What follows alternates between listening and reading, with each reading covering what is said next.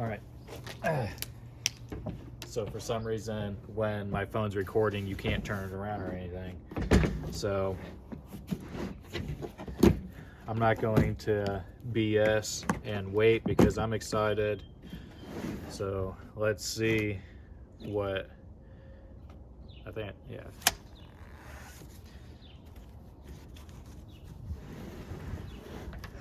Okay.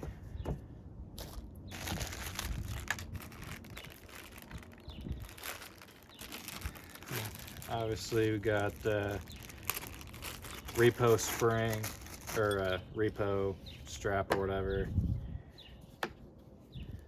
Cool, not necessarily a big deal there.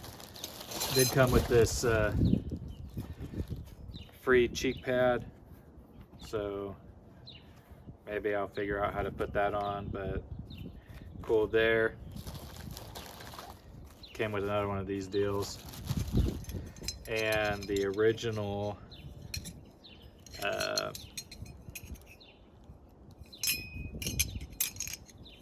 guess clips or whatever, but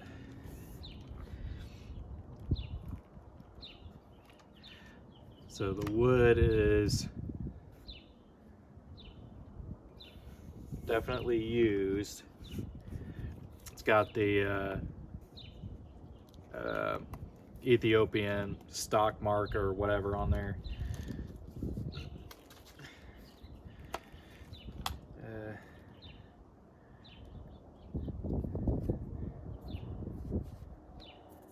Super gross in there, but that's okay.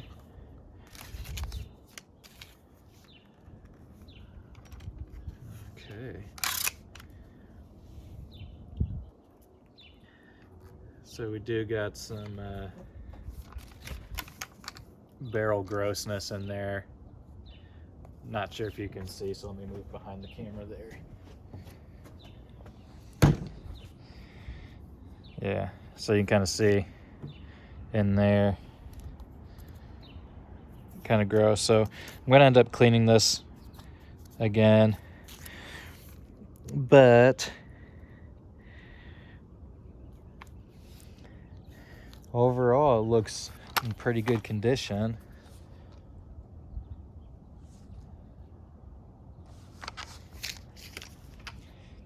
Let's see.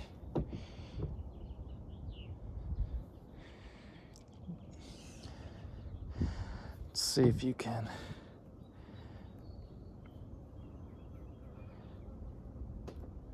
Maybe see.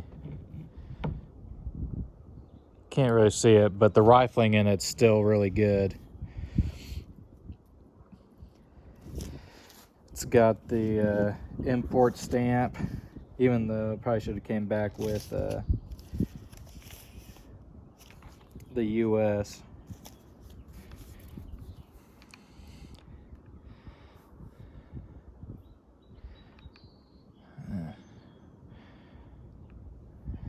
Come on, camera. Lock on. Can't really see it, but it says US rifle, caliber 30 M1 Springfield. So I just want to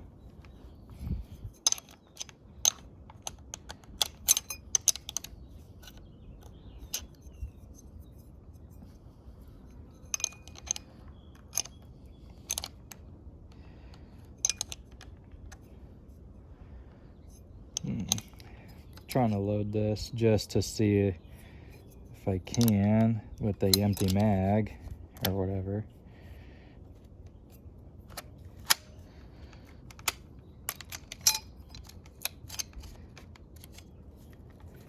Let's see.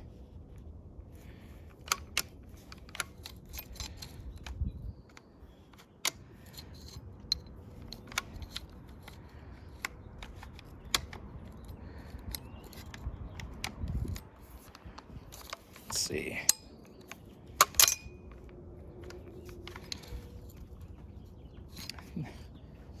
Struggling a little bit, but that's all part of the fun because this is a new concept for me. Let's see, you're supposed to.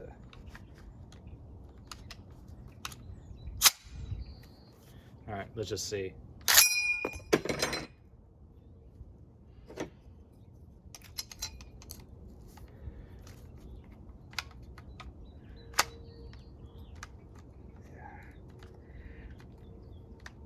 I guess it's easier to do with with ammo in it, I suppose.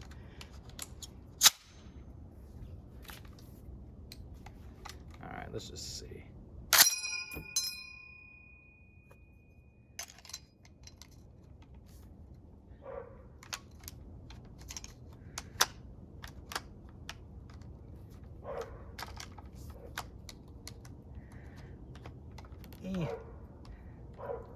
Anyway, I'm just goofing, I suppose.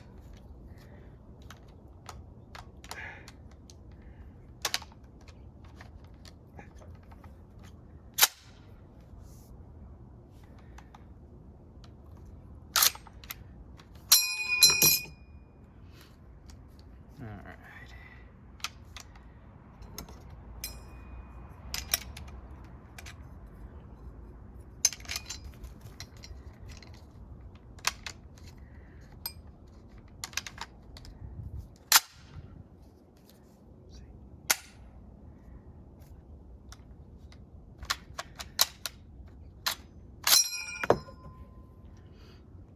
A little stiff, but that's okay. But anyway,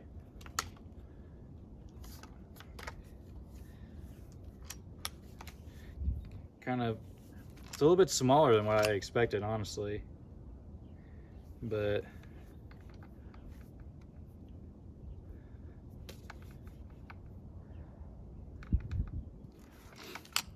well, cool deal.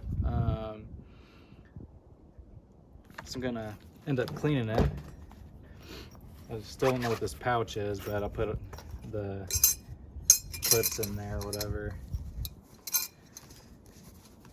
For now. But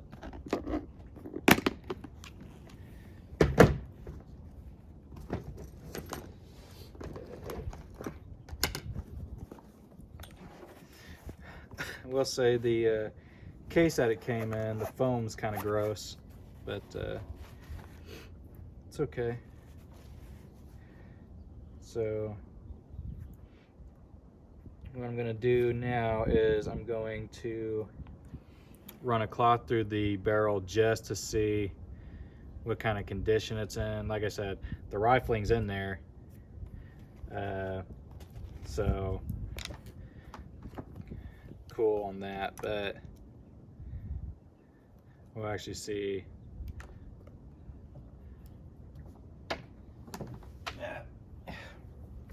If that swab wasn't in there, it probably, or that cloth wasn't in there, I probably would have lost it to the under porch gremlin.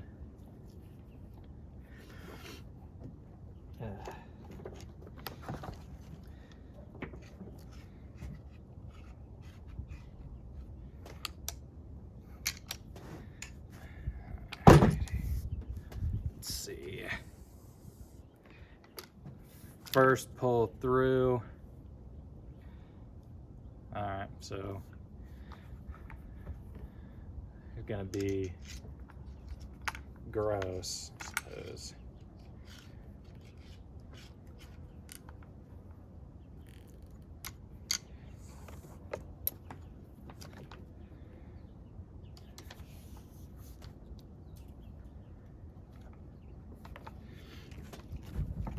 Now, there is some gross barrel rust, so I'm gonna get the copper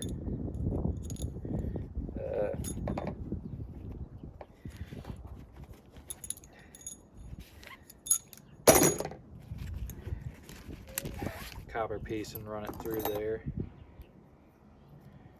or the metal brush, whatever.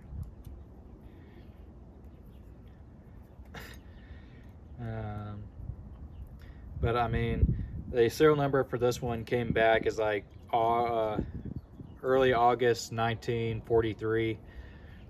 So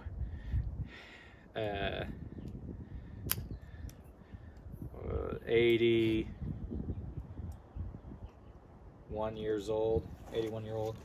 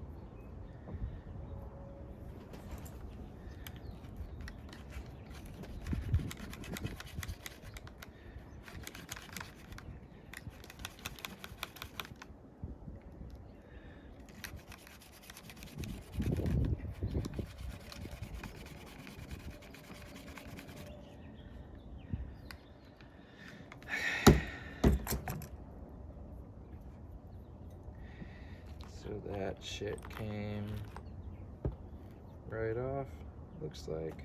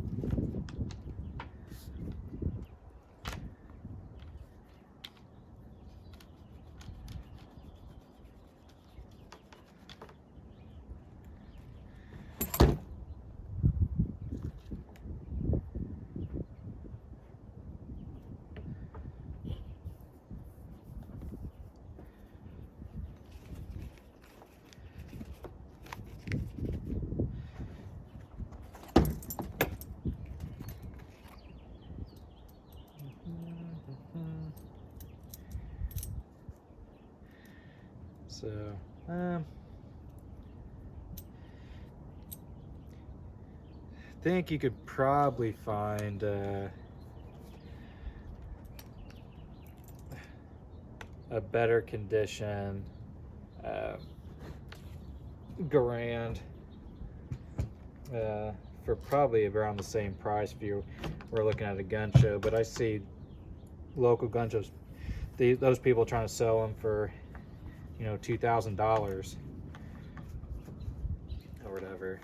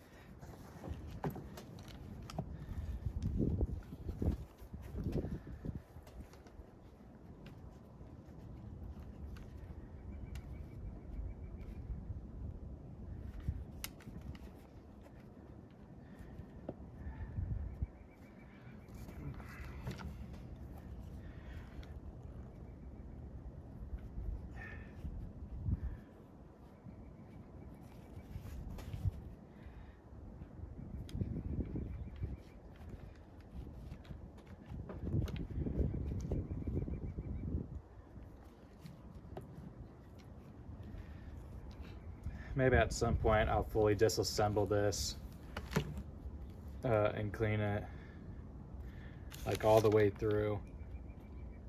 But I'm just trying to clear some of the grease that's on it now.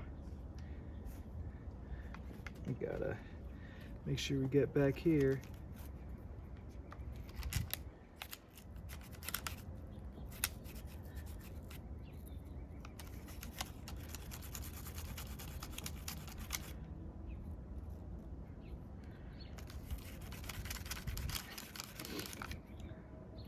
I wonder how long this particular one's been sitting in Ethiopia, because I think it's in okay condition, but you know, collectors be like, "No, man, you got chips and gouges and dings and all that in there. It's I'm gonna give you like $200 for it." Like, no. And it's kind of interesting, or kind of funny actually.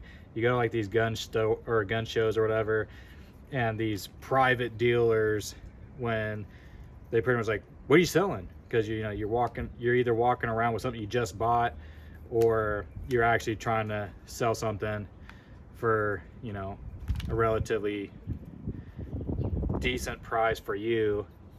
But the dealers get mad when they ask you, what are you trying to get for it?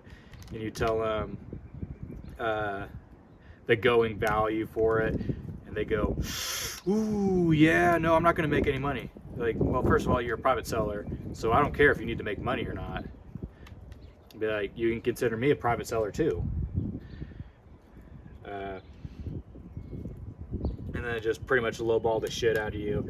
Like, I saw one person, he ended up trading like AR style 300 blackout or whatever they are, and this one dealer offered him like $100 for it. It's like, what? Like, where you get $100 for? Like, I don't know the going value, but I know any type of firearm isn't going to be $100. And like, I ended up buying a 1917 Luger at an auction, and I went to the Indianapolis 1500 Gun and Knife Show to show one of the people that I talked to, because he wanted to see what I got from the auction. And as soon as I walked in, some guy basically demands to know what I'm selling, and I basically said, "Well, yeah, you can look at them if you want." And he's like, "So what do you want for them?" Like, yeah, I'm not selling it, because one, my first Luger, and two, I got it for a really good deal, and resellers try to scout people trying to sell Lugers for, you know, $1,600 to $2,400, depending what it is. Like, if it's a Black Widow, I get the $2,400, but when it's one of these typical regular DWM type ones and they want $2,000 for it, like, nah. I should have told them I'll take $2,400 for it. But then I had 1940, I think a 1938 or something, spree work P38, and the guy was like, "Well, what do you want for that one?" I was like, "Nothing, I'm not getting rid of it." So he got mad because I wasn't selling, and he's like, "Well, I guess it is a gun show." Like, yeah, it is a gun show, and I'm not selling it. I'm not selling it, so stop asking.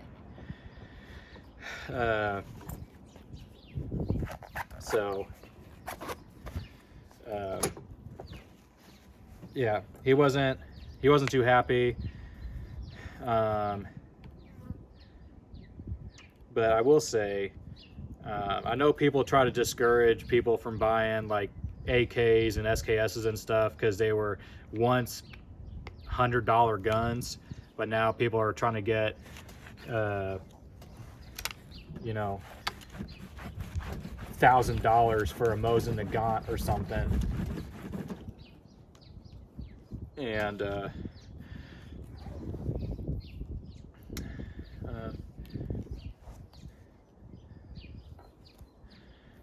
think I actually want to, yeah, I'm gonna get a bucket of soap and water for the stock and just wipe some of that stuff off, so bear with me.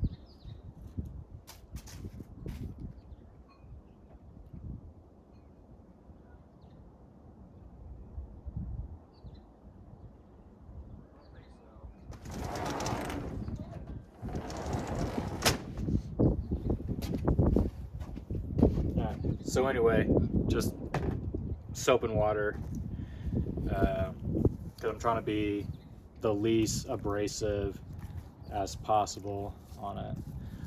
But yeah, you go to these gun shows, and I think there's somebody, the guy that does readiness reviews,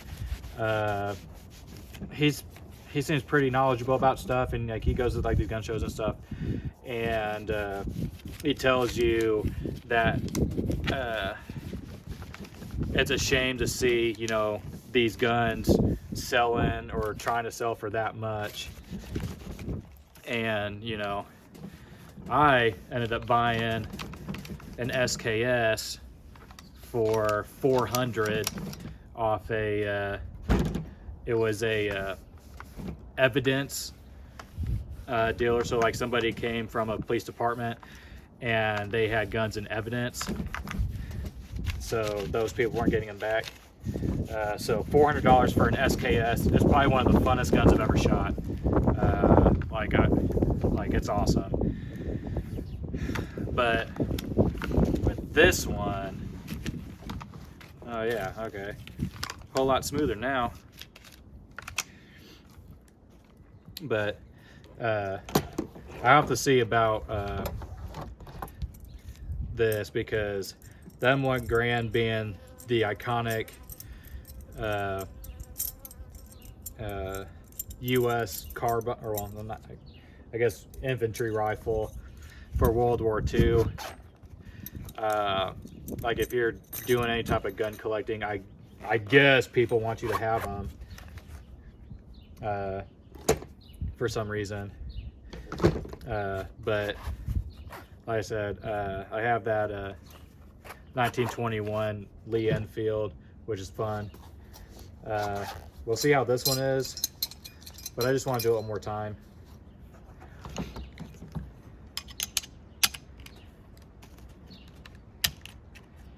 Come on, get in there.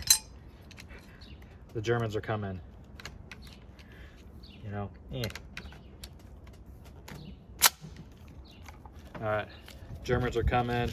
You got a tag blocking your trigger finger there. Boom, dry fire just cuz.